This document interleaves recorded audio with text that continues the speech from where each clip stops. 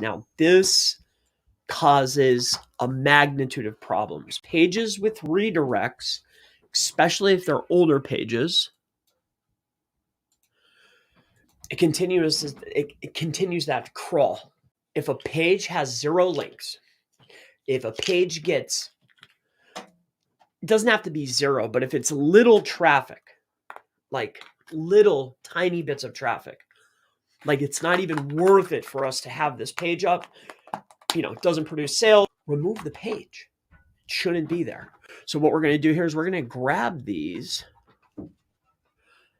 like this,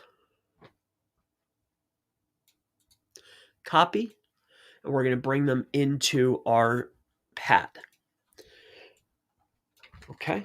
We're going to remove this section here, delete,